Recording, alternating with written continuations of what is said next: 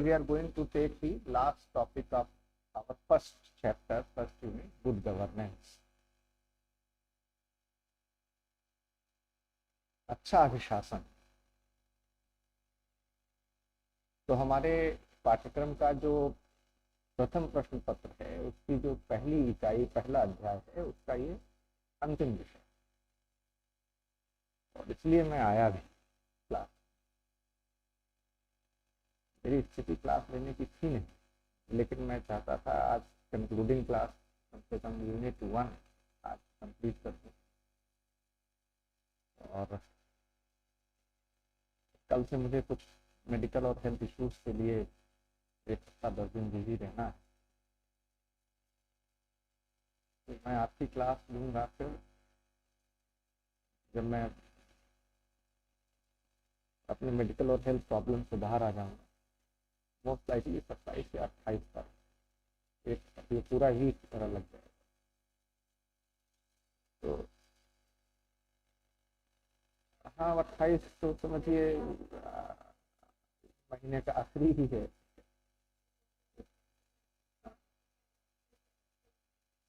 तो मैंने कहा आज चल के बच्चों से बात कर लेंगे, अपने ऑफलाइन ऑनलाइन स्टूडेंट से, उनको मैसेज कन्वे कर देंगे। तो मैं फिर बाद में जब रिकवर होकर के ठीक ठाक लौटूंगा तो आपकी लंबी क्लासेस दे दूंगा या और दिन बढ़ा दूंगा, वो मैं मैनेज कर दूंगा, ठीक है ना। तो इसलिए इवनिंग वाली क्लास आज मैं नहीं लूँगा। मैंने उसमें दूसरा जो सब्जेक्ट है उसको कहा है कि आज इंट्रोड्यूस कर दीजिए, तब तक मैं उधर से फ्री हो जाऊंगा। मैं लौट के आऊँगा तो प्रियम्बल से फिर मैं आपको आगे पढ़ाना शुरू करूँगा, ठीक है sir. So I hope you will understand and appreciate and genuinely concern my problem. I need your good wishes. तो इसी तरह से कोट वोट पहन के मैं आ तो गया। हाँ, लेकिन ऑनलाइन में दरअसल फिर वो पिछले सेशन का लेक्चर जाता है तो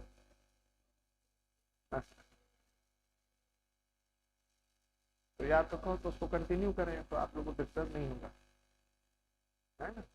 तो उसको कंटिन्यू कर नहीं सकते, बेहतर है, क्योंकि बाकी तो ऑनलाइन ही करते हैं उनको।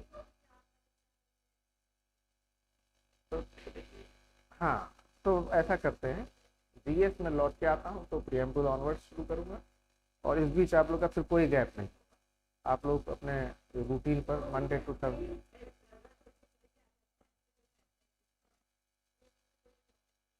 ठीक है, तो हम कल अभी बोल देंगे कि ऑनलाइन हमारे बच्चे सब तैयार हैं, वो लोग देखें, ठीक है। तो आज हम लोग बात करेंगे गुड गवर्नेंस, अच्छा अभिशासन। तो ये शब्द आपने बहुत बार सुना होगा, कई बार पढ़ा होगा, कई बार आपने इसके बारे में चर्चा सुनी होगी। हमारे प्राइम मिनिस्टर, चीफ मिनिस्टर अक्सर गुड गवर्नेंस की बात करते रहते हैं। इसका मतलब क्या है? एज ए लेमैन अगर मैं आपसे पूछूं, एक साधारण सरल व्यक्ति के नाते आप मुझे बताइए आप क्या समझते हैं गुड गवर्नेंस का क्या अर्थ है, अच्छे अनुशासन से क्या मतलब है, तो आप क्या जवाब देंगे?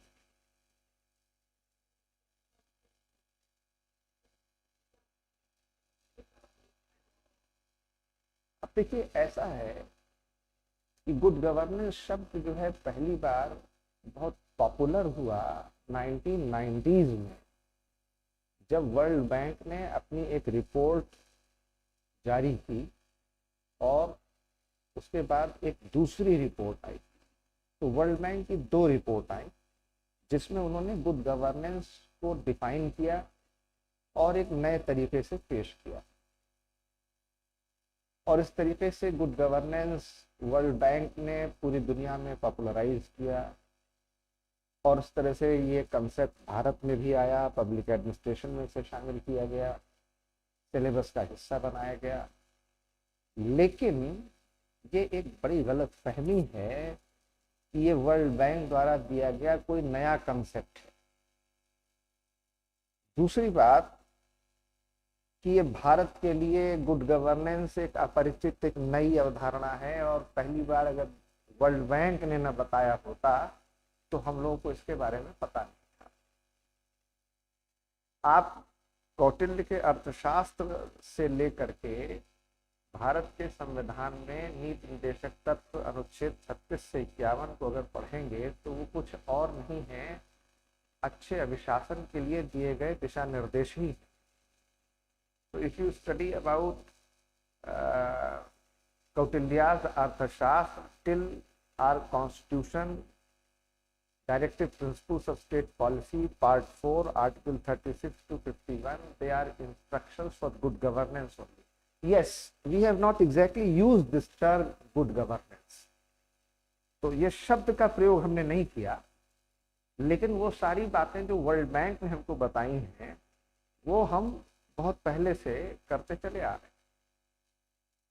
तो अब गुड गवर्नेंस को लेकर के अगर आप देखेंगे तो दो हिस्सों में हम इसे बांट देते हैं। एक इंडियन व्यू है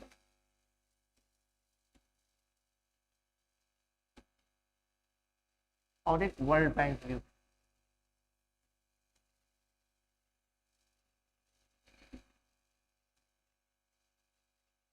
भारतीय दृष्टिकोण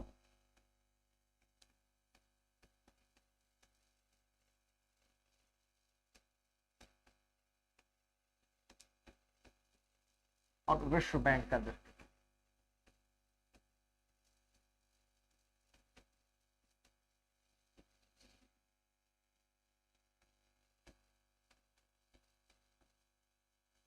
भारतीय दृष्टिकोण को ब्रॉडर व्यू कहा जाता है।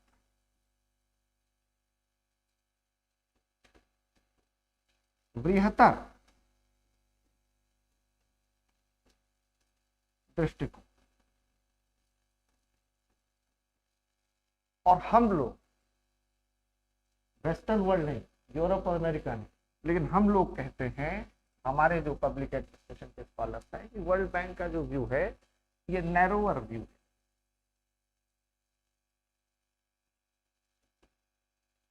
सीमित या संकुचित दृष्टिकोण।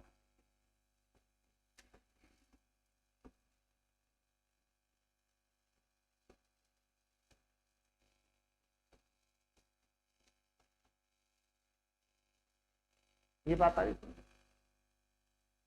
तो अब क्या हुआ कि 1989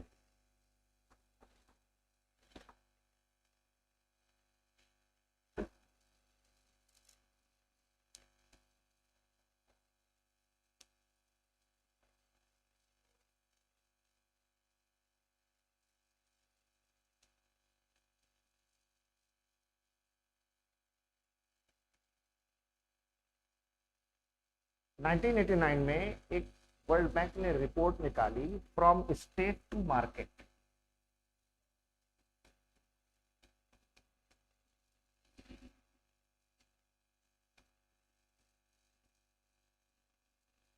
और उसके बाद एक दूसरी रिपोर्ट निकाली, डेवलपमेंट एंड गवर्नमेंट।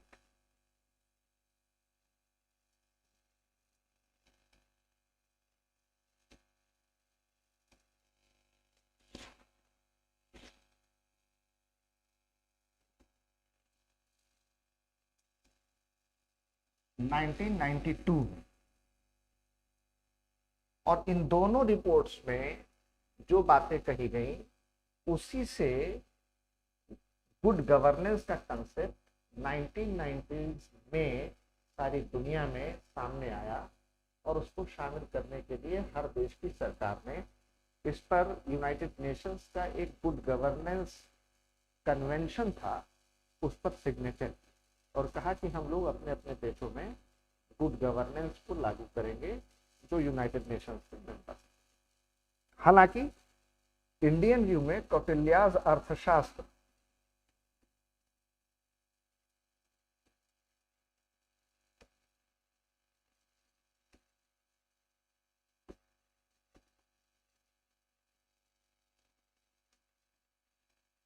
कौटिल्यकृत अर्थशास्त्र में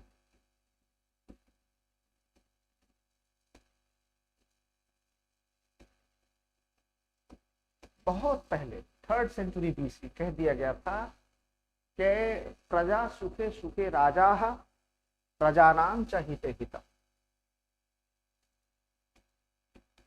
प्रजा सुखे सुखे राजा प्रजानां च हिते हितम्।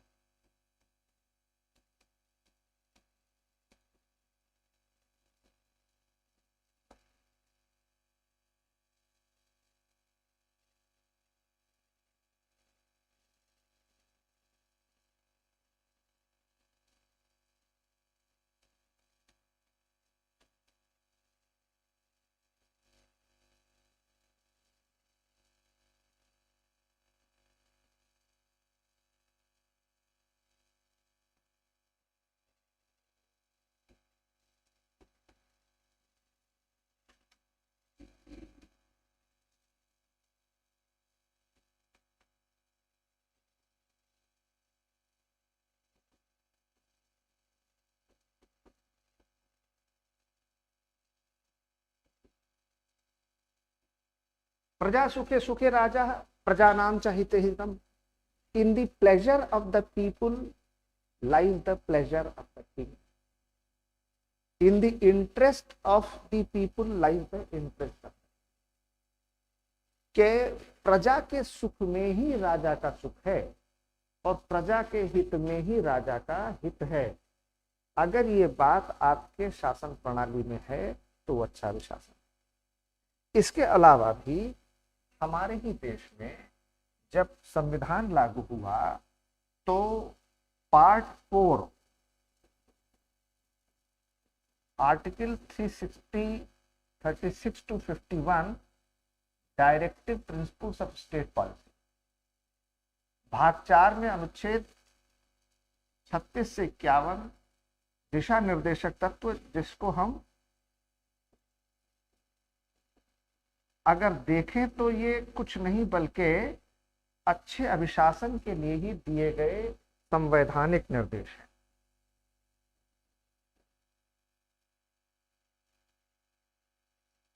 तो अब इसमें क्या क्या बातें आई, जरा सा कुछ पॉइंट लिखिए।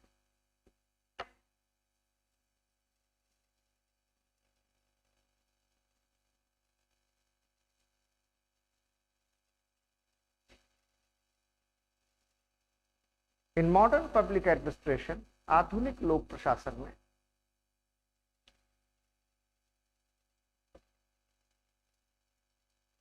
द टर्म गुड गवर्नेंस, अच्छे अभिशासन की व्याख्या was presented by the World Bank in its 2 reports.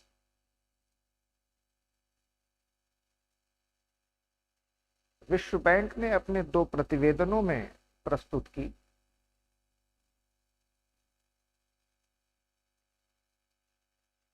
One from state to market 1989,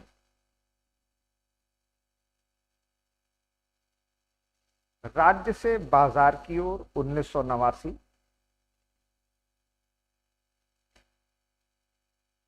and 2 development and government 1992।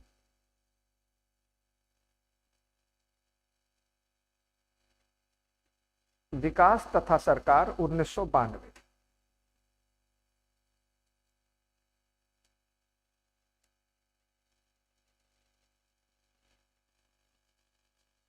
इन 1990 अतः 1990 के दशक में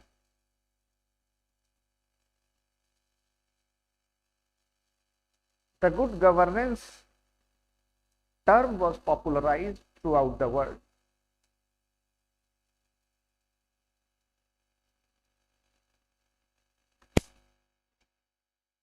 अच्छे अभिशासन की अवधारणा को समूचे विश्व में लोकप्रियता प्राप्त हुई।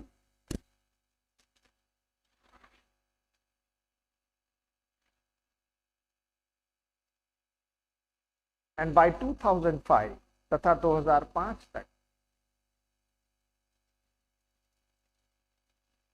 all the members countries of the United Nations, all the member countries of the United Nations, संयुक्त राष्ट्र संघ के सभी सदस्य देशों ने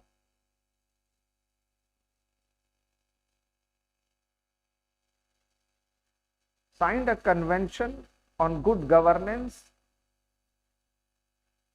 and against corruption.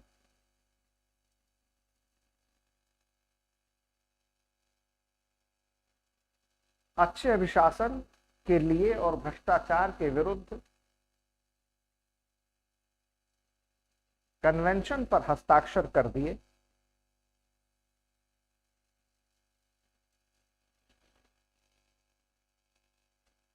And that is how, और इस प्रकार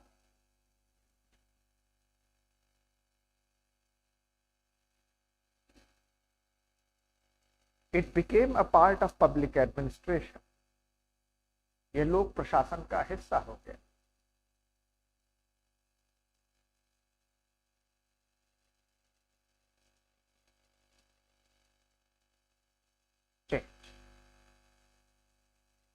The World Bank had to present a concept of good governance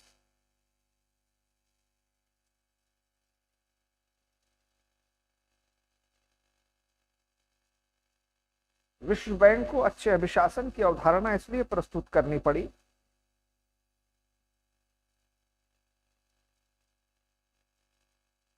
because it had given huge economic packages to the underworld and developing countries,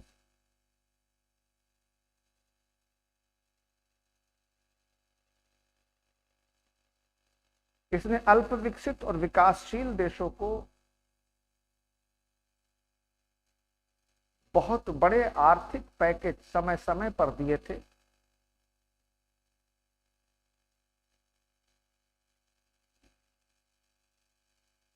which were not returned to WB, यानी World Bank,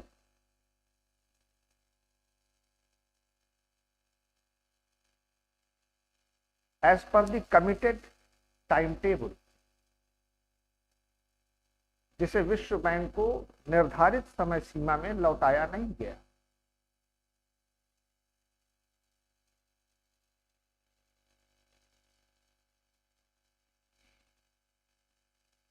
As a result, परिणामतः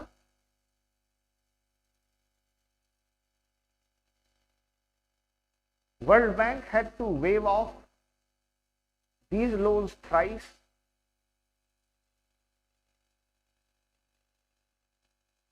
विश्व bank को 3 बार इन ऋणों को माफ करना पड़ा।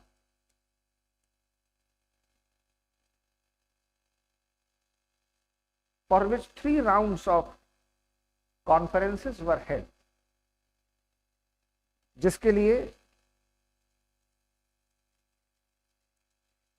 3 चक्र की वार्ताएं आयोजित की गई। Toronto round,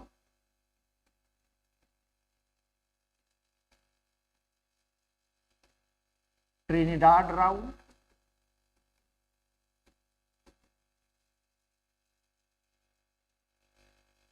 and Naples round.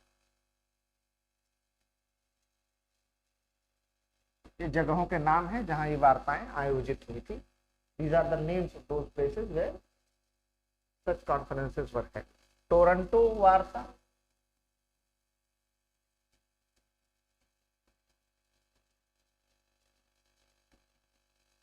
Trinidad वार्ता और नेपल्स वार्ता।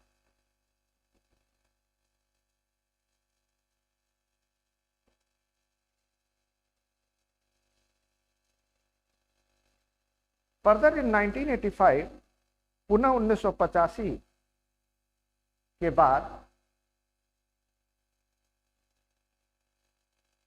when these countries, इन देशों ने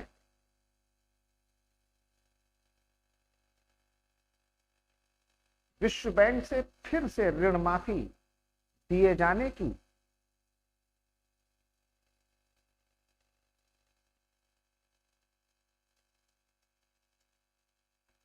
अपील की, when these countries appealed to waive off the loans further, तो विश्व बैंक ने स्पष्ट तौर पर मना कर दिया।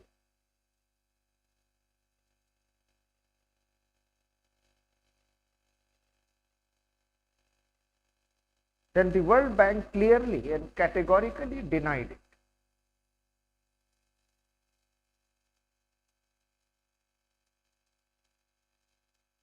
और कहा कि and said that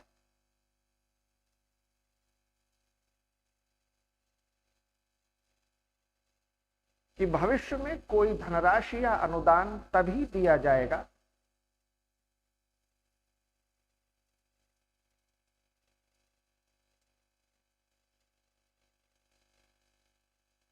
any further grant or money allocation will be done only when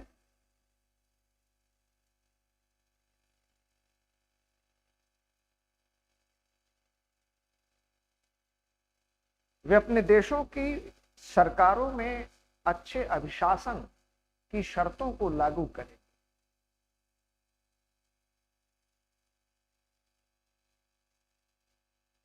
They will implement the conditions of good governance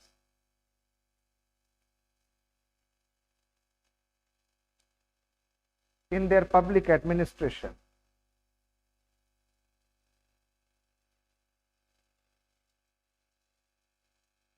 विश्व बैंक ने इन देशों को HIPC की संज्ञा दी।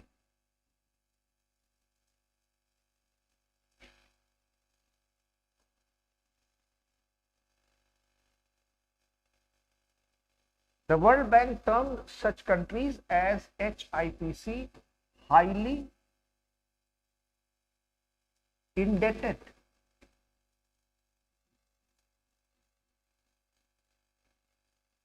poor country।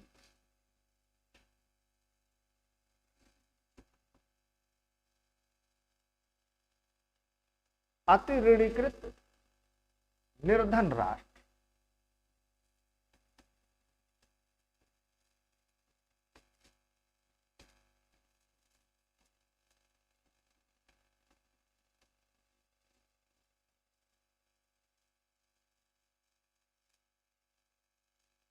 और कहा कि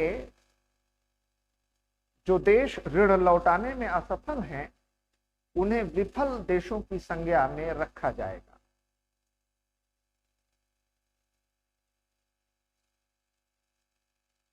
And said that those countries who fail to return these debts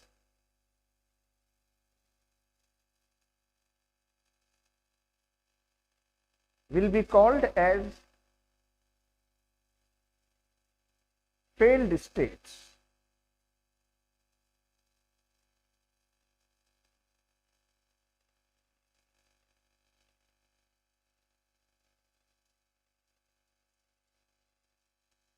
वर्तमान में जिस प्रकार के आर्थिक हालात पड़ोसी देश पाकिस्तान और श्रीलंका में चल रहे हैं,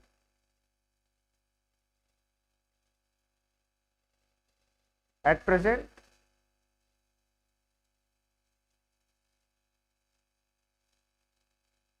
the type of economic problems and crisis being faced by the neighboring countries Pakistan and Sri Lanka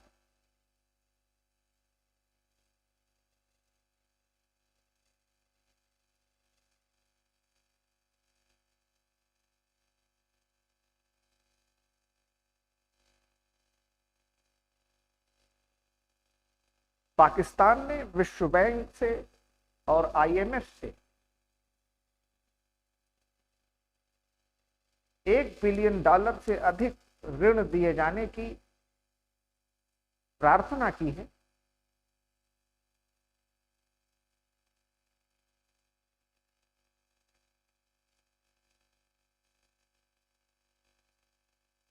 Pakistan has requested the IMF and World Bank to give debt of more than $1 billion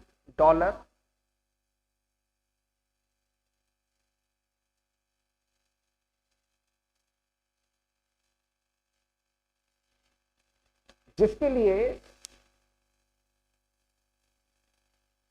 Pakistan में IMF की पूरी team फरवरी 2023 में वार्ता के लिए इकट्ठी हुई, for which the entire team of IMF has gathered in Pakistan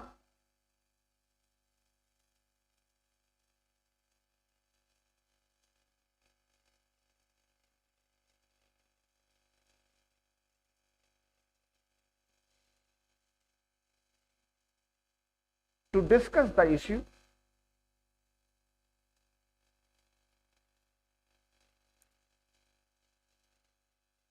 और अन्य अनेक तरह की शर्तें पाकिस्तान सरकार को अपने लोक प्रशासन, सरकार और अर्थव्यवस्था में लागू करने के लिए कहा है और अन्य अनेक शर्तों को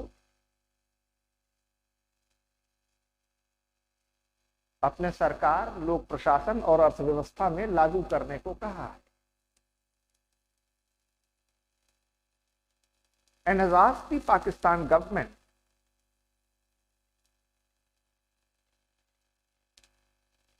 to implement number of conditions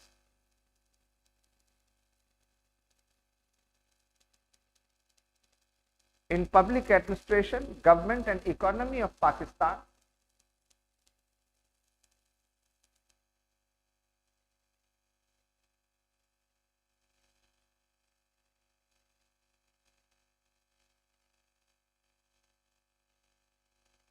जबकि उसके सबसे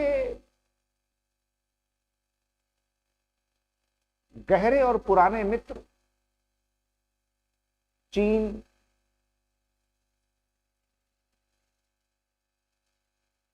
संयुक्त अरब अमीरात,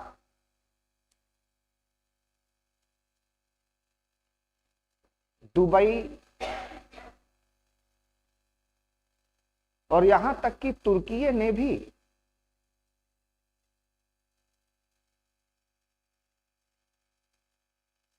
किसी भी प्रकार की आर्थिक सहायता देने से मना कर दिया।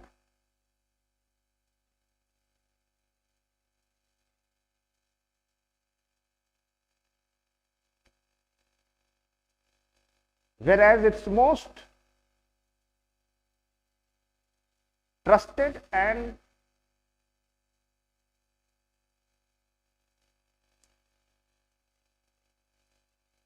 relied friend China, UAE, Dubai, and even Turkey have clearly declined it.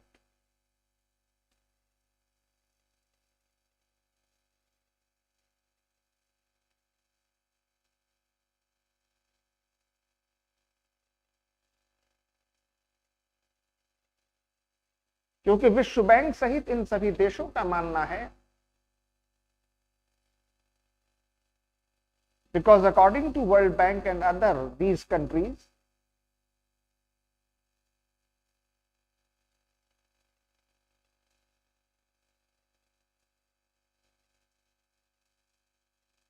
कि IMF की जब तक ये शर्तें पाकिस्तान नहीं मानता,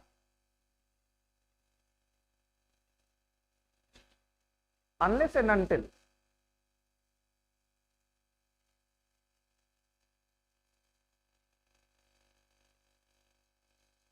Pakistan accepts and implements these conditions of IMF,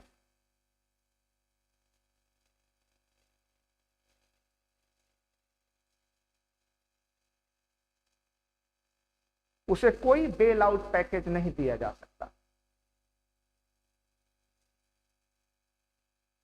It cannot be given any bailout packages.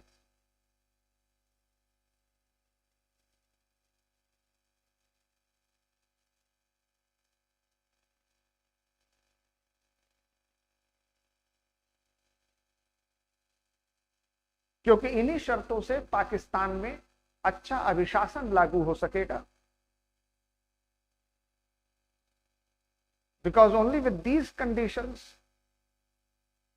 good governance can be ensured in Pakistan.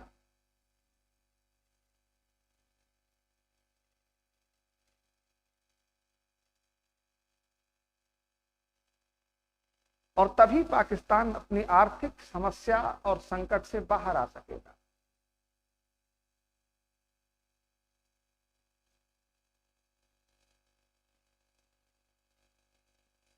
And only then Pakistan could come out of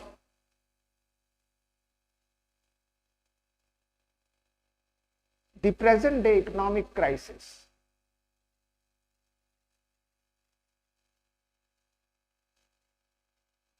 किंतु व्यवहारिक रूप से, but practically,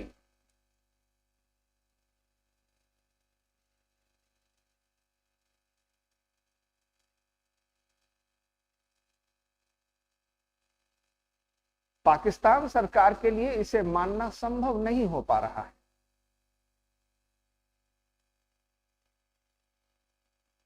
It is not possible for the government of Pakistan to accept it.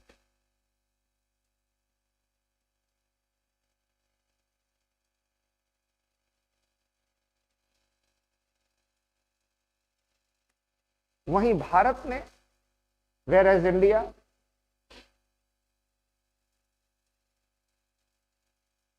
Sri Lanka को बिना मांगे ही 2 billion dollar से अधिक आर्थिक पैकेज की सहायता पहले ही प्रदान कर दी।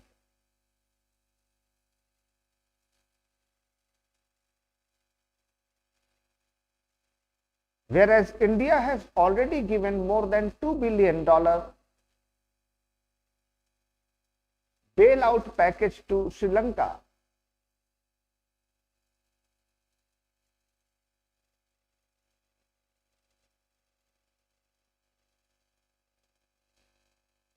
Without even demanding it.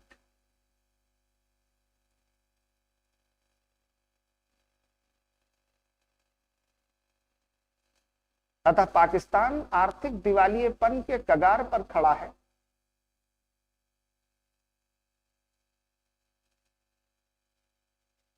Hence, Pakistan is standing on the verge of economic insolvency.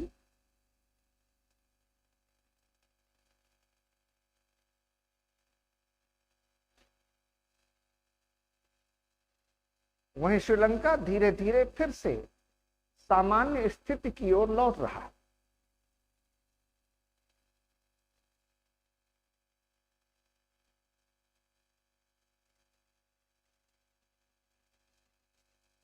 Whereas Sri Lanka is gradually limping back to normalcy.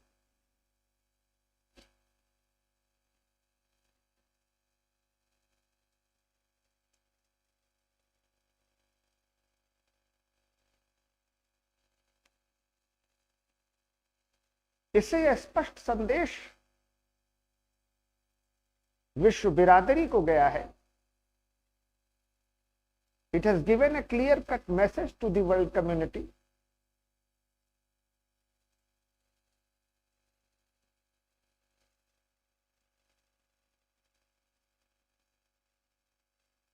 कि आज पाकिस्तान ने चीन की जगह यदि भारत से मित्रवत संबंध रखे होते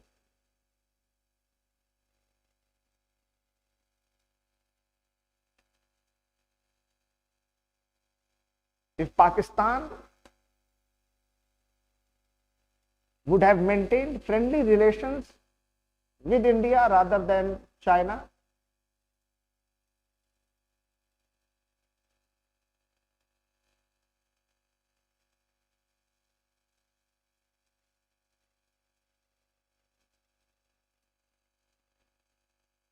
तो उसे IMF, वर्ल्ड बैंक और अन्य देशों की तरफ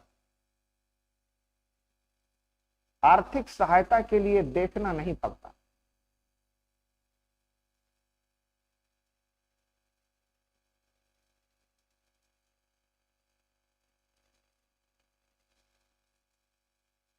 Then Pakistan would not have to pray to World Bank, IMF or his so-called friendly countries for such a help.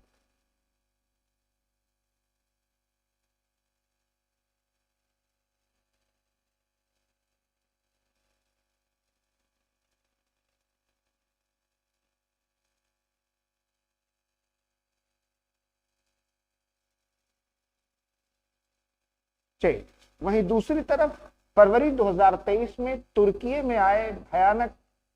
और सीरिया में आए भयानक भूकंप के कारण जो त्रासदी हुई,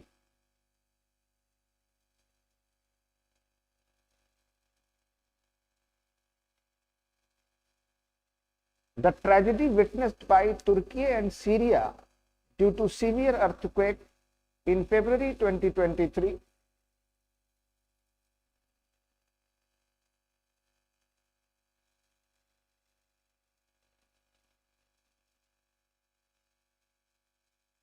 भारत ने तुरंत सहायता और राहत दल भेज दिया।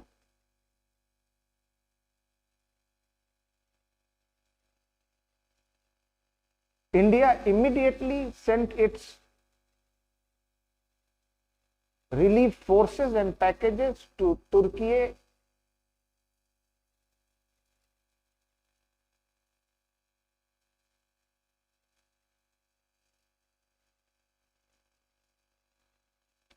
यद्यपि वह भारत का अंतर्राष्ट्रीय मंचों पर कश्मीर सहित अन्य मामलों में विरोध करता रहा।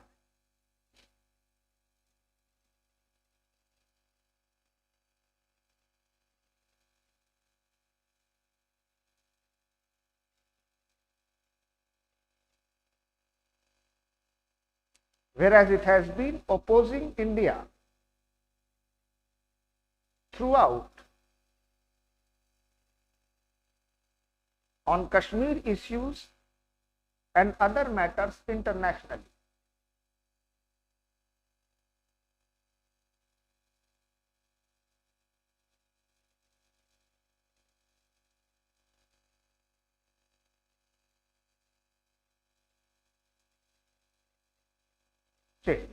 अतः विश्व बैंक का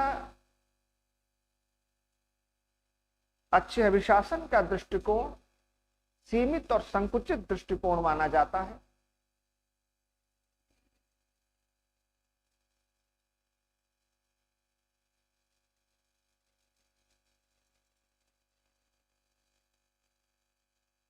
Hence the concept of World Bank related to good governance is considered as a narrower view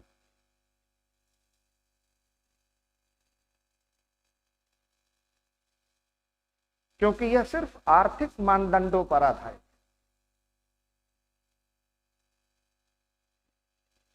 because it is based only upon economic standards.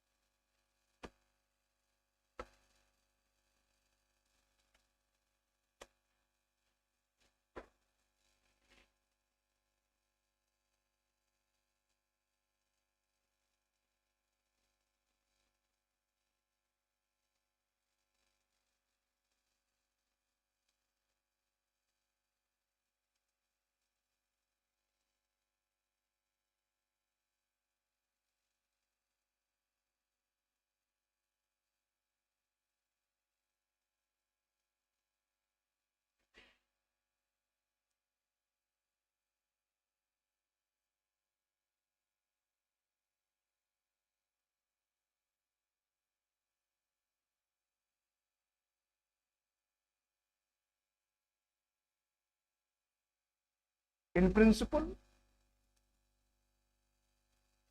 सैद्धांतिक रूप से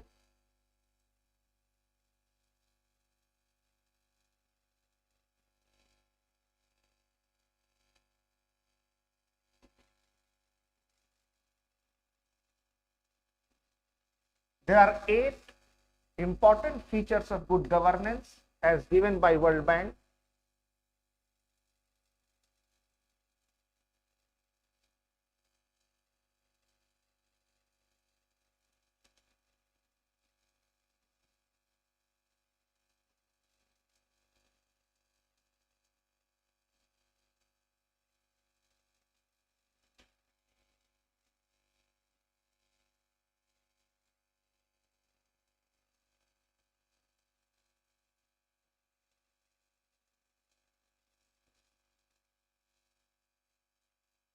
विश्व बैंक द्वारा अच्छे अभिशासन के लिए 8 चरित्रगत लक्षण बताए गए।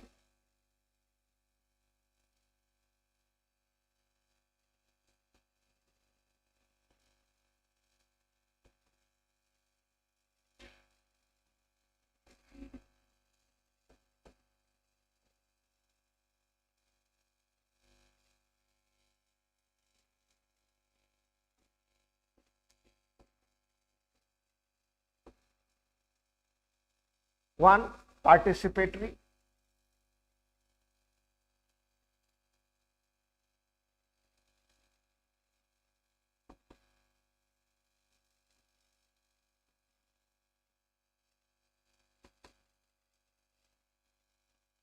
सहभागी।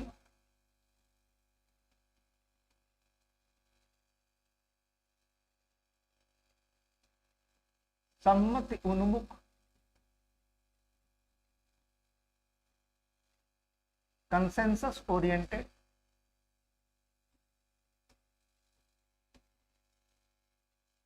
अकाउंटेबल, जवाबदेह। पारदर्शी, ट्रांसपेरेंट।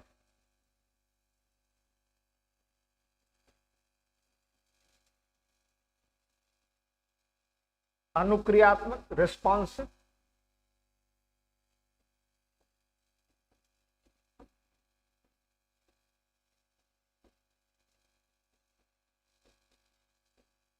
प्रभावी और कार्यकुशल, effective and efficient.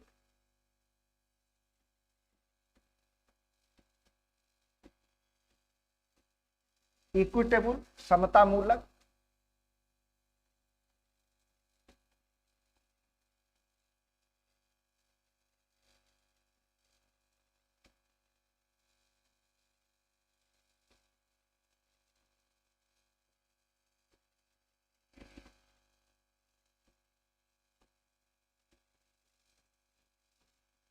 And inclusive, समेकित।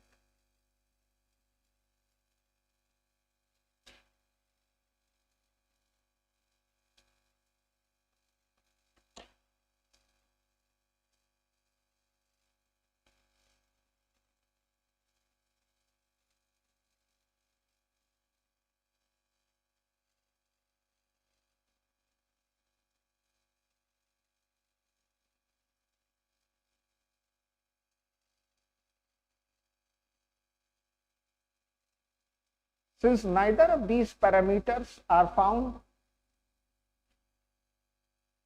in public administration and government of Pakistan,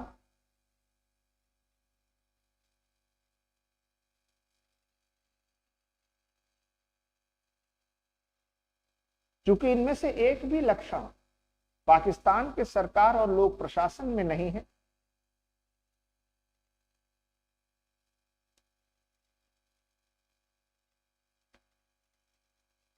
hence it can never have good governance until these are implemented.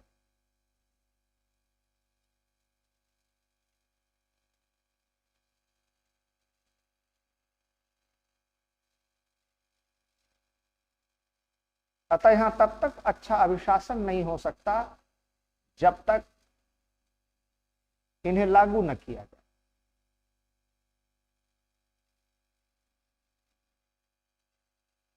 ये बात आ रही सबसे। अब जो भी देश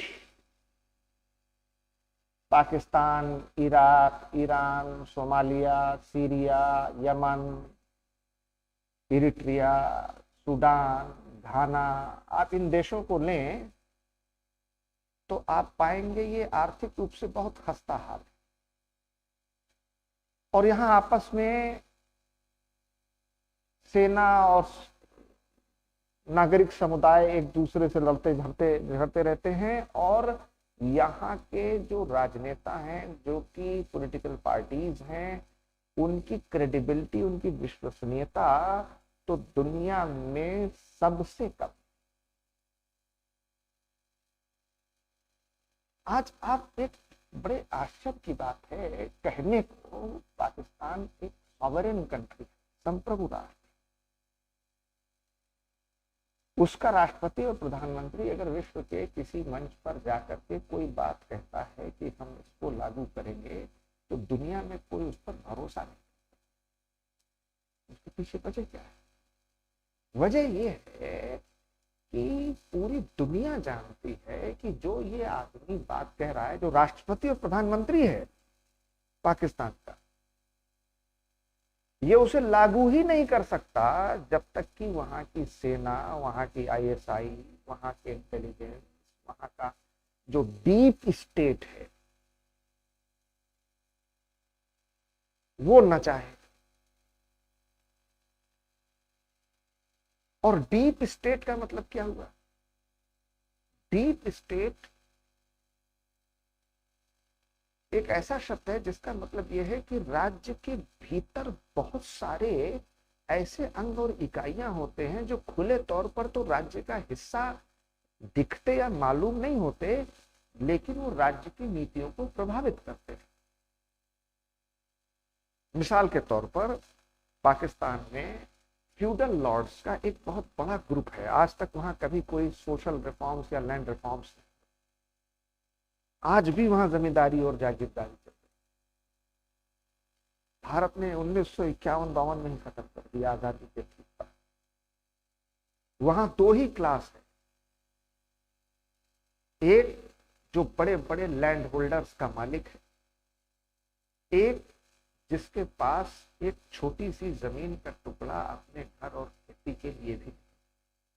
तो दो ही हिस्से हैं, एक एक्सप्लॉइटर है और एक एक्सप्लॉइटेड है, एक शोषक, एक शोषक। मिडिल क्लास के नाम पर, मध्य वर्ग के नाम पर वहां कुछ है ही नहीं। तो सरकार पर प्रेशर किसका होगा? जो कमजोर हैं, जिनके पास जमीन नहीं है, जो खुद दाने दाने को मोहताज हैं, जो एक आटा बोरी के लिए आपस में गुत्था और लड़ाई झगड़ा और मारपीट और लाठी डंडा और पुलिस चार्ज झेल रहे हैं, या वो जो वहाँ का एलिट इंडस्ट्रियल क्लास है जिसके पास बड़ी बड़ी लैंड होल्डिंग्स हैं, जो जमींदार हैं, जो वहाँ के बड़े लोग हैं, जो सरकार को और राजनीतिक दलों को चंदा देते हैं, जिनके धन बल पर सरकारें बनती बिगड़ती और चुनाव लड़ती हैं। जाहिर बात है उनका बोलबाला होता। तो ऐसी सरकार कभी भी पार्टिसिपेटरी तो हो ही नहीं सकती, क्योंकि वहां पर सिविल सोसाइटी नाम की कोई चीज नहीं है, मिडिल क्लास नाम की कोई चीज नहीं है, एक आम आदमी की कोई आवाज नहीं। हम ये नहीं कर रहे हैं कि भारत में सब कुछ बहुत अच्छा है,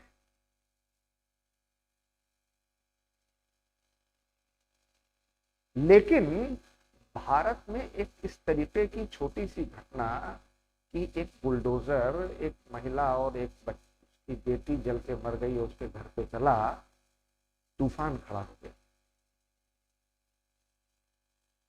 सरकार को कदमों पे झुक जाना पड़ा, इंक्वायरी से लेकर एसआईटी तक सब गठित होनी पड़ी, उस इलाके के एसडीएम और एसओ सबको सस्पेंड करना पड़ा।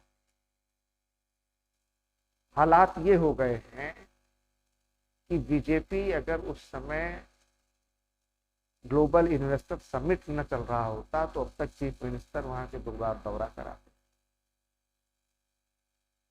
डिप्टी सीएम और बाकी नेता वहां लाइन लगा के खड़े। किस आदमी के लिए? जिसके पास अपनी घर और जमीन भी नहीं है और जो सरकारी जमीन पर अवैध तरीके से गैर कानूनी ढंग से मकान बना के रह रहा था। लेकिन एक मानवीय त्रासदी है और इतने लोग, हिंदुस्तान का एक बहुत बड़ा वर्ग उसकी सहानुभूति और समर्थन में खड़ा है। हम योगी और उसकी सरकार के समर्थन में नहीं खड़े हैं। कोई नहीं कह रहा है कि इन्होंने बुलडोजर चला करके और उस गरीब मासूम महिला और उसकी बच्ची की जान ले ली और सरकार की सांसा काटी।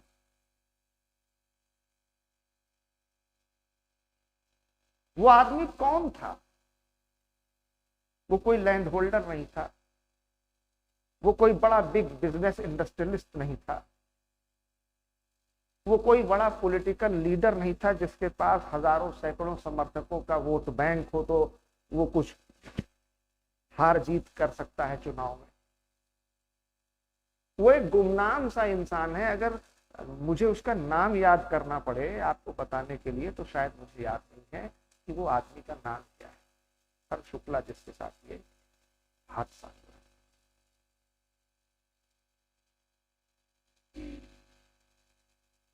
और पाकिस्तान में रोज लिंचिंग हो रही है। ब्लास्फेमी के नाम पर लोगों को जिंदा जलाया जा रहा है।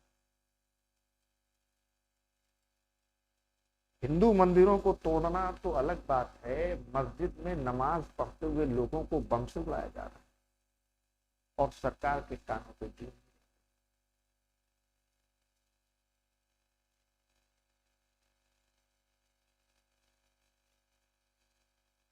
पाकिस्तान की सरकार का यह बयान था कि चीन के साथ हमारे रिश्ते हिमालय से ऊंचे और समंदर से भी गहरे हैं। और जब आज उसको आर्थिक मदद की जरूरत पड़ी तो उसने साफ साफ मना ही नहीं किया, बल्कि ये कहा कि अब तक जो दिया है उसे वापस करो। और एक प्रोजेक्ट जिसका नाम आपने सुना होगा, चाइना पाकिस्तान इकोनॉमिक कॉरिडोर, जिसको CPEC के नाम से हम लोग जानते हैं और जिसको बड़ा गेम चेंजर ये दोनों कंट्री समझ रहे थे कि इससे हाइडल और पावर प्लांट और इंफ्रास्ट्रक्चर और रोड और न जाने क्या क्या डेवलपमेंट के तौर पर एक नजीर बनकर के पाकिस्तान में होगा। आज चीन की सरकार ये ऑफिशियली कबूल कर चुकी है, स्वीकार कर चुकी है कि CPEC में लगाया गया उसका अब तक का करोड़ों अरबों डॉलर रुपया बर्बाद हो गया। अब उससे कुछ हासिल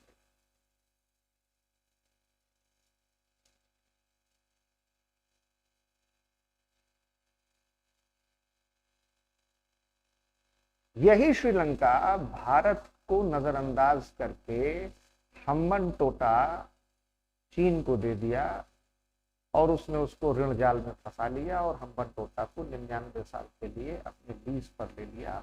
और जब मदद की जरूरत पड़ी तो एक पैसा देने से मना कर दिया। और श्रीलंका जो अभी चीन के पाले में खड़ा दिखाई दे रहा था, जब वहां के पिछले साल के हालात आपने देखे बिगड़े, तो भारत ने बिना मांगे अनाज, दवाई, हर तरह की मदद और इकोनॉमिक पैकेज दिए। वो भी पाकिस्तान जितना गिड़गिड़ा के मांग रहा है IMF से 1 बिलियन पॉइंट समथिंग डॉलर, उससे दुगना 2 point something billion dollar Bharat ने ऐसे ही दे।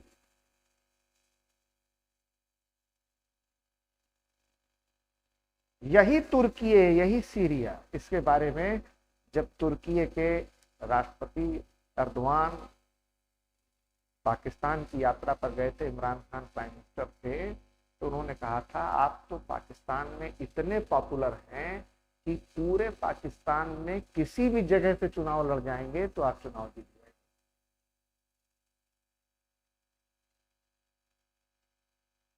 और बड़े बड़ी बातें और बड़ी बड़ी दोस्ती की कहानियां और बड़े बड़े साथ रहने की कस्में। जब चाइना से निराशा हाथ लगी तो तुर्की एक पास, तब तक भूकंप नहीं आया। तुर्की अंदर ही अंदर जानता था कि पाकिस्तान की बात पर भरोसा करने वाला नहीं है, क्योंकि वहां पर जो प्राइम मिनिस्टर और प्रेसिडेंट कह रहा है उसको ISI और मिलिट्री और फौज के जनरल और लैंड होल्डर और बड़े बड़े लोग और जो स्टेट के भीतर और भीतर और भीतर छिपे हुए हैं अंदर ही अंदर घुन की तरह खोखला कर रहे हैं। ये सारी दुनिया तो जान ही रही है ना, आप बातें तो कुछ करिए। आप 370 का कश्मीर के मुद्दे का पूरी दुनिया में मुनादी पीटते हैं। जो कश्मीर आपके पास है उसका क्या किया है आप? वहां न सड़क है, न बिजली है, न पानी है, टूरिज्म के नाम पर वहां कोई जाता नहीं है। दहशत गर्दी के अलावा वहां कुछ है नहीं। वहां की सेना जब चाहे जिसको चाहे जिसके घर से जिसको उठा ले, जिसको गोली मार दे।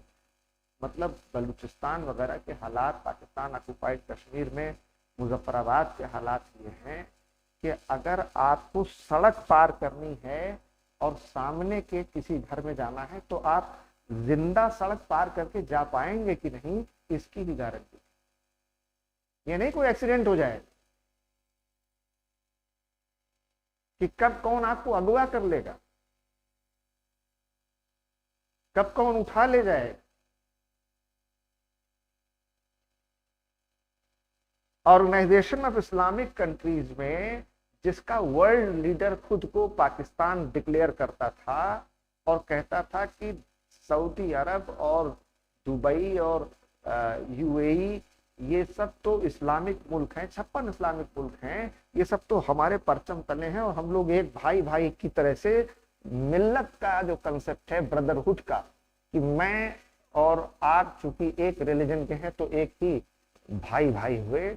एक भी इस्लामिक कंट्री मदद के लिए आ गई। कल मैं रिपोर्ट पढ़ रहा था, आईएमएफ की टीम पाकिस्तान में एक हफ्ते से डटी है और वो ये कह रही है कि हम आपको कर्जा देंगे लेकिन गैस के दाम बढ़ाइए, पेट्रोल डीजल के दाम बढ़ाइए, टैक्सेस बढ़ाइए, जो सरकारी खर्चे उसमें कटौती कीजिए, जो फौज पर खर्चे हो रहे हैं उनको कम कीजिए, जो आईएसआई और दूसरे टेररिस्ट एक्टिविटीज में पैसा आप लगाते हैं उसको बंद कीजिए, और आम आदमी के लिए बिजली, पानी, सड़क, आवास, इस पर जो टैक्सेशन है उसको बढ़ाइए। तब तो हम मानेंगे कि आप कुछ अपनी ओर से एफर्ट कर रहे हैं, तो जो हम $1 बिलियन प्लस दे रहे हैं आपको, वो आप हमको वक्त पर दे पाएंगे। आज पाकिस्तान की सरकार की ये हौसला, हिम्मत, हद और हैसियत नहीं है कि आईएमएफ की इन बातों को मान ले, क्योंकि पाकिस्तान में विद्रोह हो जाएगा। जो आम जनता 2% इलीट है, 98% वहां पर जिस बुरे जिंदगी के हालात में रहते हैं, अगर आप उनका आटा, दाल, चावल, बिजली, पानी, सड़क सब जगह टैक्स लगा देंगे तो जिएंगे, तो फिर कहेंगे हम तो मरना ही है, तो हम मार के मरेंगे। तो पाकिस्तान एक टुकड़ा हो चुका है, ये 2 टुकड़े होगा कि 4 टुकड़े होगा, तो ये दिन भर बलूचिस्तान में बटेगा, पंजाब अलग होगा, कराची अलग होगा, कि क्या होगा पता नहीं, खुदा जाने।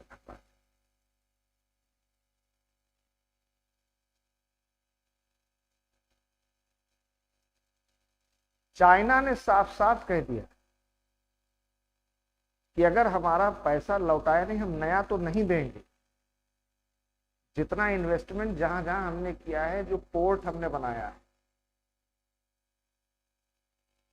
ग्वादर बंदरगाह जो हमने बनाया, जो हमने एक्सप्रेसवे बनाए, जो हमने चाइना पाकिस्तान इकोनॉमिक कॉरिडोर में इंफ्रास्ट्रक्चर खड़ा किया है, वो हम सब कब्जा कर लेंगे। एक तरीके से चाइना ने अपनी पूरी कॉलोनी, एक तरीके से उपनिवेश वहां पर स्थापित कर दिया है, और पाकिस्तान की हिम्मत नहीं है कि चाइना से कह सके कि हमारे इलाके में।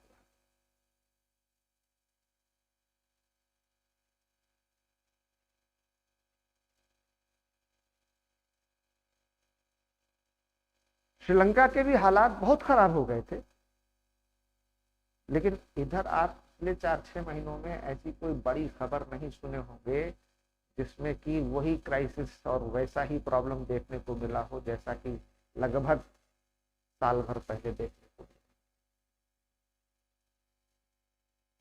और हमने श्रीलंका को मदद की, तो आज नेपाल, मालदीव्स और दुनिया के वो सारे देश जहां जहां चाइना ने इन्वेस्ट किया है, जान कि चाइना दरअसल ऋण के जाल में फंसाकर कब्जा करता है, ये कोई मदद उदद नहीं करता है।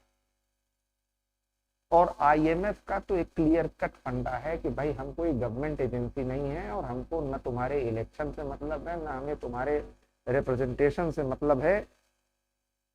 हमें इससे मतलब नहीं कि शहबाज शरीफ चुनाव जीतते हैं कि इमरान खान जीतते हैं, हम पैसा देंगे तो पैसा देंगे, टर्म्स एंड कंडीशंस ये रखेंगे, अगर उसको मानोगे तो पैसा देंगे वरना। यानी आईएमएफ का और वर्ल्ड बैंक का जो रिव्यू या व्यू या तरीका सोचने का है वो केवल और केवल इकोनॉमिक एंगल।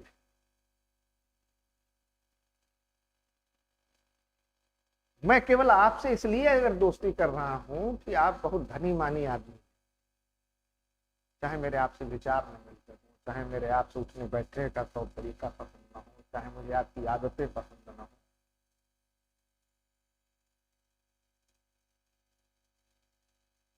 लेकिन मैं आपके करीब आना चाहता हूं। क्यों? क्योंकि आप पैसे वाले आदमी। तो आईएमएफ कहता है हमें चुनाव नहीं लड़ना,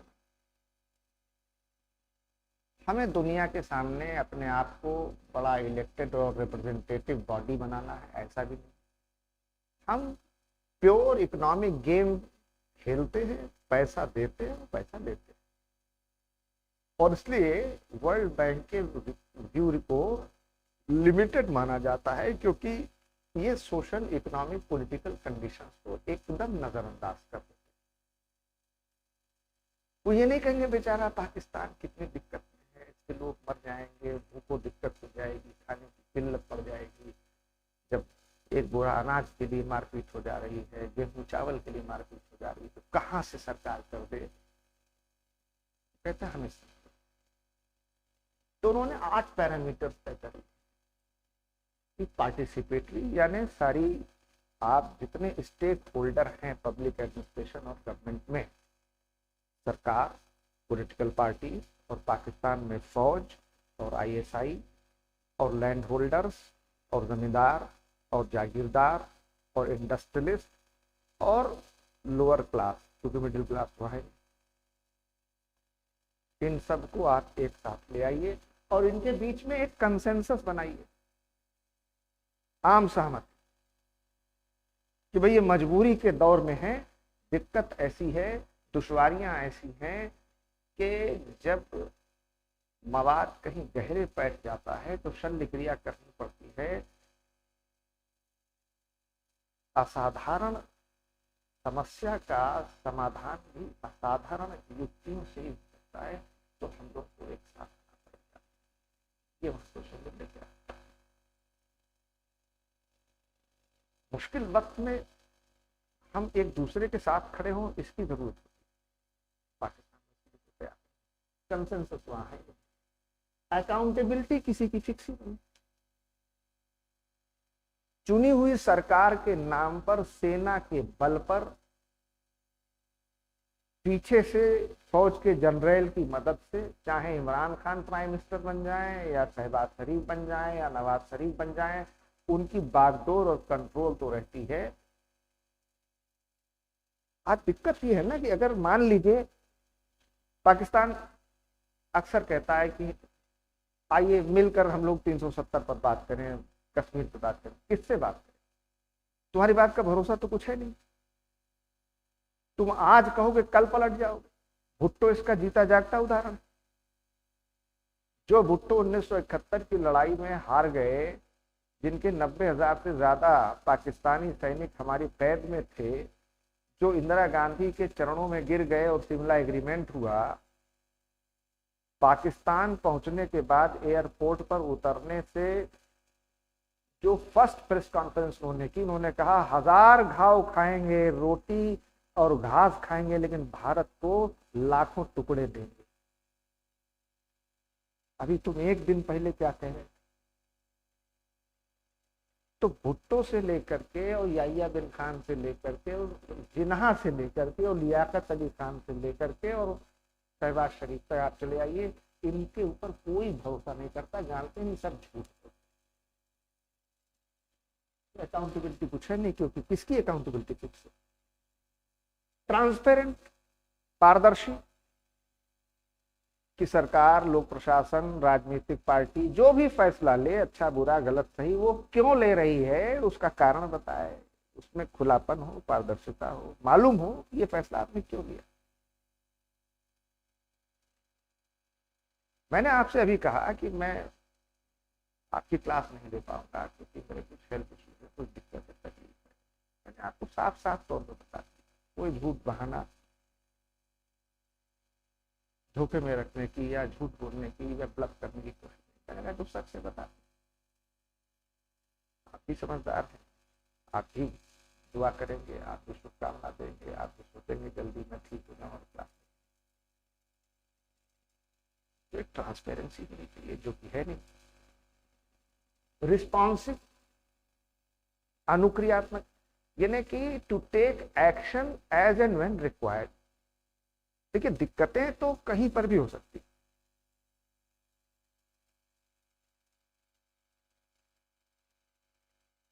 दिक्कत हुई, माँ बेटी जल के मर गई, बुलडोजर चला और उसकी कोई समर्थन, सहानुभूति और फैसले में सरकार के पक्ष में कोई नहीं खड़ा है, हम भी नहीं खड़े, लेकिन सरकार ने अपनी जिम्मेदारी समझी और तुरंत कार्रवाई की और जो भी लीगल एक्शन ले सकते हैं कठोर से कठोर वो ले रहे हैं। वहां तो कोई चीज से मतलब नहीं, यानी कोई एक्शन आप लेंगे किसी प्रॉब्लम पर, इसको तो भूल ही जाइए, आप प्रॉब्लम को ही नजरअंदाज।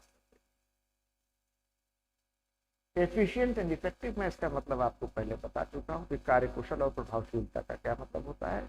कार्यकुशलता का मतलब होता है ratio between input and output, और इफेक्टिवनेस का मतलब होता है रियलाइजेशन ऑफ द गोल, यानी आगत और निर्गत का अनुपात कार्यकुशलता है और लक्ष्य की प्राप्ति प्रभावशीलता। यानी आपने 100 रुपए पाया और लगाया कहीं पर और 110 रुपए आपने कमाया तो आप कार्यकुशल है। लेकिन लक्ष्य था 150 रुपए कमाने का तो 40 आप कम रह गए, तो आप कार्यकुशल तो हैं लेकिन अभी प्रभावी नहीं। तो अगर आप प्रभावी होंगे तो कार्यकुशल अवश्य हो जाएंगे, अपने आप हो जाएंगे। लेकिन अगर आप केवल कार्यकुशल रहेंगे तो प्रभावी भी हो ये जरूरी नहीं। इक्विटेबल, समता मूलक, ये तो पाकिस्तान में या दुनिया के किसी भी देश में आप देखें तो हार्डली एनी कोई सोसाइटी होगी। आप कुछ 5-6 स्कैंडिनेवियन कंट्रीज को छोड़ दें तो समता मूलक समाज बहुत कम देखने को मिलेगा। गैर बराबरी ज्यादातर समाजों में ही देखने को मिलेगी। कहीं पर ये गैर बराबरी ज्यादा होगी, कहीं पर ये कम होगी, बस इतना फर्क।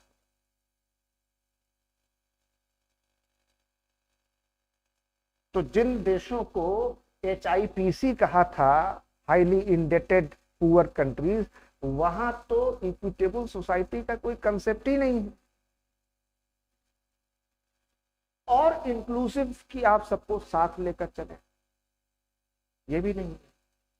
तो जब इन पैरामीटर्स को लागू करेंगे IMF और वर्ल्ड बैंक के अनुसार, तब गुड गवर्नेंस होगी और तब आपकी धीरे धीरे धीरे प्रशासनिक, आर्थिक और सामाजिक और राजनीतिक स्थिति बेहतर।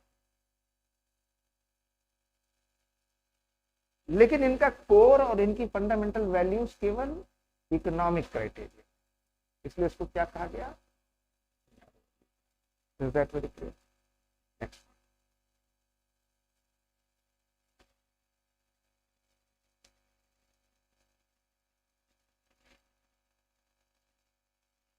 Yet another model of good governance was given by Richard Pascal, Tom Peter, and Robert Waterman.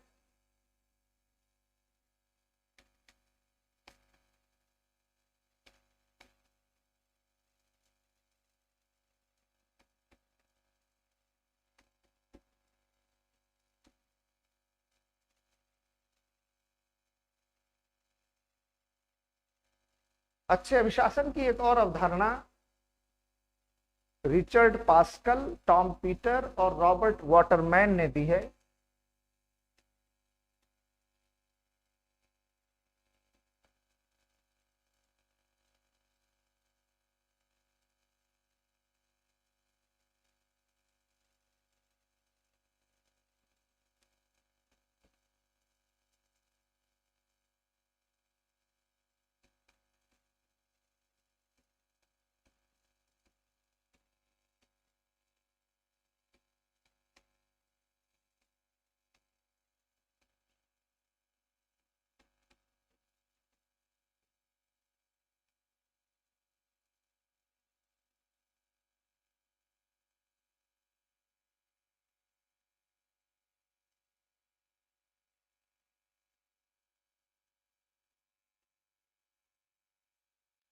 जिसे उन्होंने कहा है 7S model of good governance.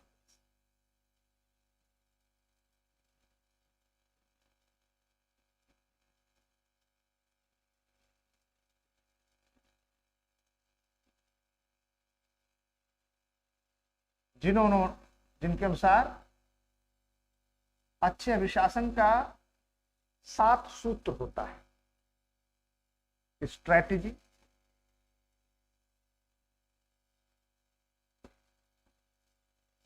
Structure, system, style, skill,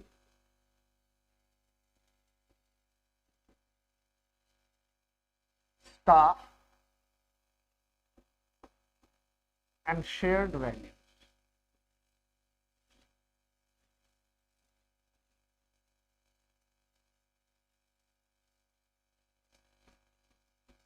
रणनीति,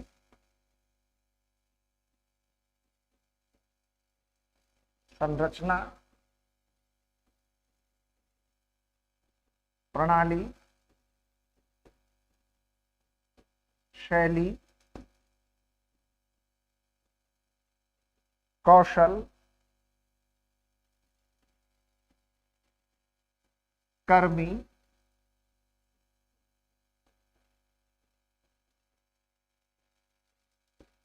और साझा मूल्य।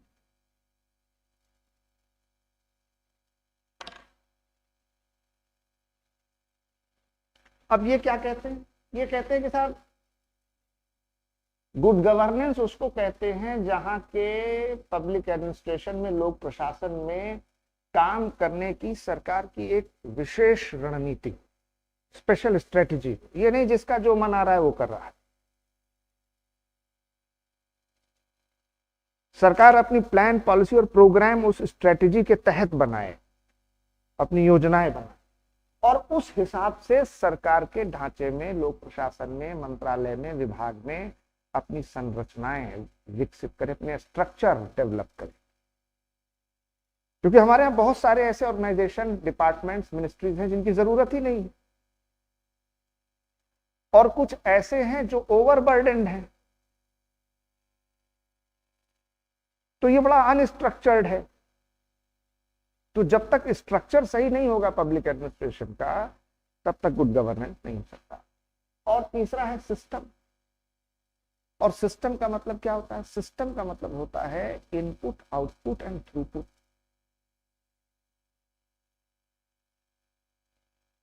आगत, प्रक्रियागत और निर्गत। आपने कहा म्यूजिक सिस्टम, कंप्यूटर सिस्टम,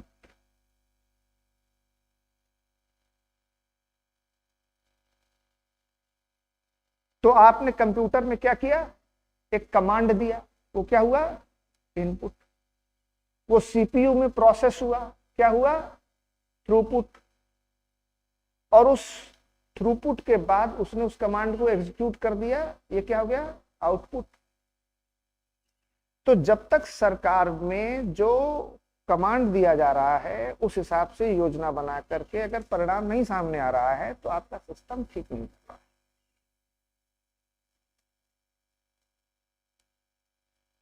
तो इनपुट, थ्रूपुट, आउटपुट को ठीक करना पड़ेगा। और स्टाइल, सरकार लोकतांत्रिक देशों में जनता की भगवान, मालिक, दाता, माई बाप नहीं है। ये शैली छोड़नी पड़ेगी। लोकतंत्र में सरकार जनता की सेवक है, जनता जनार्दन है। ये शैली अपनानी पड़ेगी।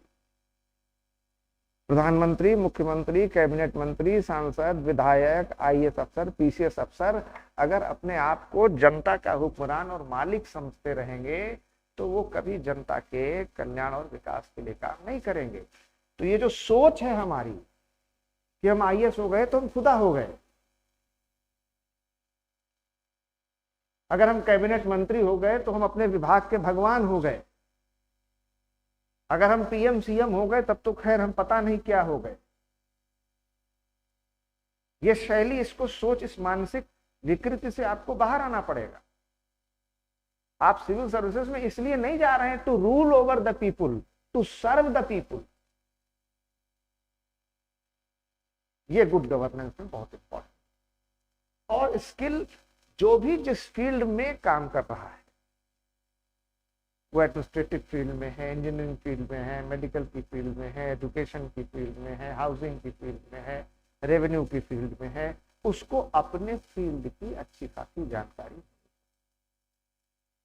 आज आपको ताज्जुब होगा कि इंडियन रेवेन्यू सर्विस का ऑफिसर जो सिंपल ग्रेजुएट पास है, अगर यूपीएससी का उसने प्री मेन और इंटरव्यू क्वालिफाई कर लिया और उसकी पहली पोस्टिंग असिस्टेंट कमिश्नर के तौर पर हुई, जिसने जिंदगी में मैथ्स, रीजनिंग और ये सब कभी जाना नहीं, अकाउंटेबिलिटी सीखी नहीं, अकाउंटेंसी आती नहीं, कॉमर्स जानता नहीं, टैक्स कलेक्शन और रेवेन्यू को कैसे एस्टिमेट करते हैं ये पता नहीं, तो जो एसएससी से आए हुए उसके सबऑर्डिनेट हैं, जो उसके टैक्स सुपरिंटेंडेंट हैं, उन पर निर्भर रहता है, क्योंकि वो इन सबको सीख करके, और उनका एग्जाम का पैटर्न वैसा होता है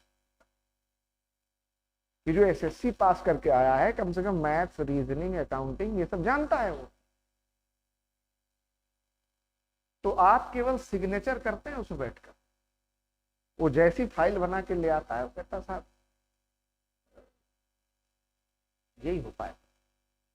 आपके पास इतना भी स्किल नहीं है कि उसको कह सकेंगे नहीं ऐसा नहीं ऐसा करो, क्योंकि जैसे ही अगर मैंने एक एप्लीकेशन डाली कि साहब जो टैक्स कलेक्शन का एस्टिमेट मैंने दिया था उसको आपने मुझे नोटिस भेजा है कि मैंने टैक्स जमा किया कम है, मेरे हिसाब से सही है, आपके हिसाब से गलत है, क्योंकि मेरा ये सारा रिकॉर्ड, आपको पता ही नहीं है कि उसको कैसे हम जाने और कैलकुलेट करें। तो आप क्या करेंगे, अच्छा अच्छा अच्छा हाँ, नहीं ठीक है, ऐसा करिए कल आइए, तब तक मैं जरा इसको स्टडी कर लेता हूँ, फिर आप तुरंत छुट्टी हो जाएंगे, अपने टैक्स सुपरिटेंडेंट लाए क्या है, सही तो है, सब तो ठीक है, कुछ करता ही नहीं, आपने गलत नोटिस दिया, ये तो कहेंगे कुछ।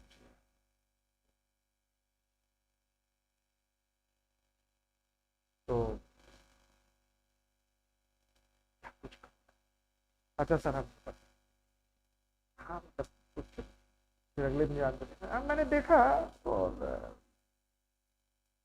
वो 2-3 पॉइंट्स जो थे जो आपने बाद में मेंशन किए ना, वो दरअसल थोड़ा सा मिस हो गए। अब आप कैसे कहें कि आपको कुछ जोड़ना घटाना तक आता नहीं, आपके टैक्स बाबू ने जो दे दिया वो आप मान। तो आप जिस भी फील्ड में है उसकी स्किल आपके पास हो। मैं पब्लिक एडमिनिस्ट्रेशन आपको पढ़ा रहा हूँ और मुझे उसको पढ़ाने का तरीका और अपना विषय का ज्ञान ही नहीं मालूम है, तो मैं आपको क्या पढ़ाऊँ, क्योंकि मुझे ये तो नहीं मालूम है ना आप कौन सा क्वेश्चन मुझसे पूछ रहे हैं। तो मुझे यही कहना पड़ेगा, अच्छा मैं कल देख के बताऊँ, फिर मैं कहीं और फोन करूंगा, कोई और किताब देखूंगा, किसी और से पूछूंगा, कहूंगा, तो यही जवाब रहेगा क्या, बात आ रही है। तो उनका ये बहुत जरूरी है। और स्टाफ जो सरकार में काम करने वाले लोग हैं उनकी ट्रेनिंग, उनका परफॉर्मेंस, उस पर नजर रखनी चाहिए। और शेयर्ड वैल्यूज की सबके एक साझा मूल्य, डेमोक्रेसी में जनता के लिए हमें काम करना है।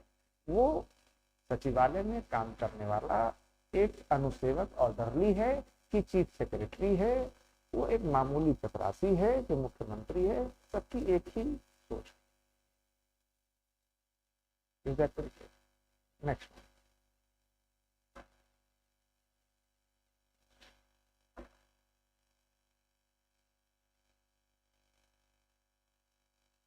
the Indian view is considered as the most ancient and broader view of public administration.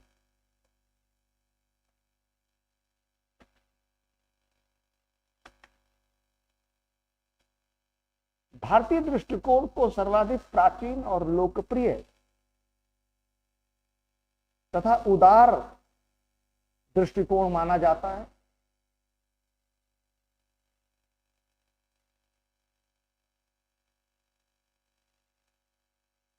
Because right from the Kautilya's Arthashastra, क्योंकि कौटिल्यकृत अर्थशास्त्र से लेकर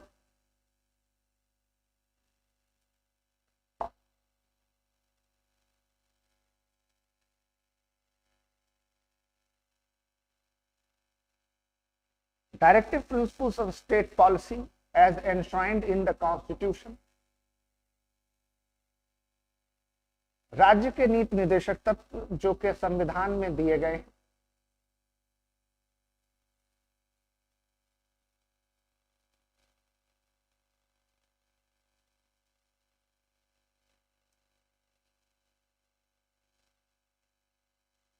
and the plan, policies and program of the governments of independent India from Nehru to Modi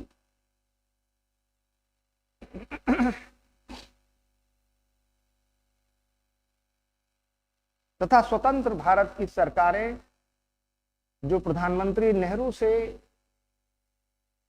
प्रधानमंत्री मोदी के कार्यकाल में रही हैं,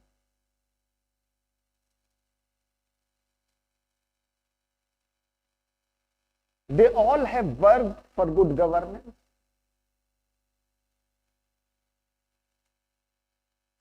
उन सभी ने अच्छे अभिशासन के लिए कार्य किया है।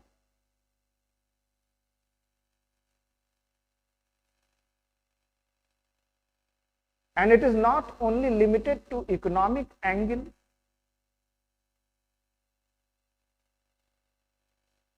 और ये केवल आर्थिक दृष्टिकोण तक सीमित नहीं है,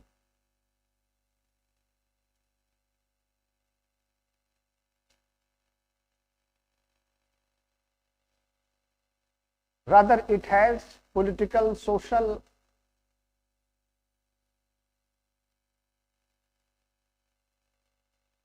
and other dimensions as well, क्योंकि इसमें सामाजिक, राजनीतिक व अन्य आयाम भी सम्मिलित है।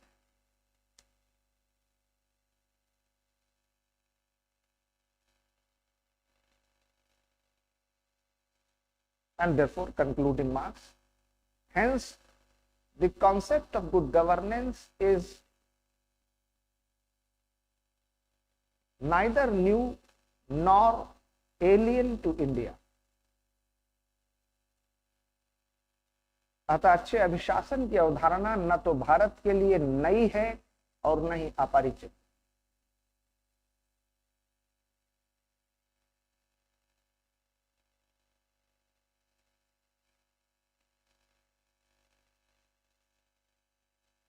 All the points are clear. कोई शक, कोई सवाल, कुछ भी जवाब?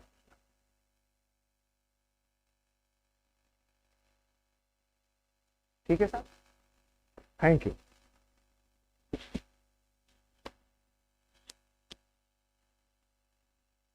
तो फिर मंडे ऑनवर्ड्स आप क्लासेस है।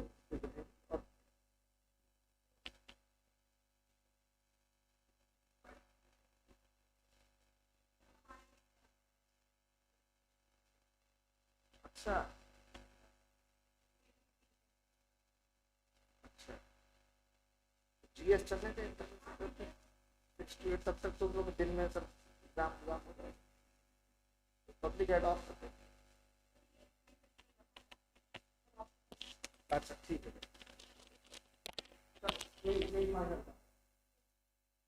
तो अब हम लोग जो है ज़्यादातर मतलब हमारे ज़्यादातर स्टूडेंट्स सब आप ही लोग के एज ग्रुप के होंगे, तो उनके कहीं ना कहीं सेमेस्टर एग्जाम कब से शुरू हो रहे हैं?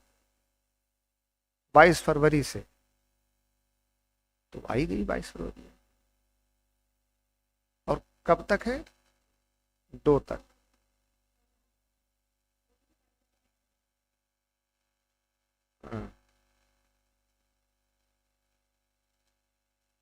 अच्छा ठीक है, तो हम लोग फिर ऐसा करते हैं कि सेमेस्टर वेकेशन कर देते हैं। आप लोग सेमेस्टर की तैयारी कीजिए और केवल जीएस कर लीजिए। ठीक है, थैंक यू।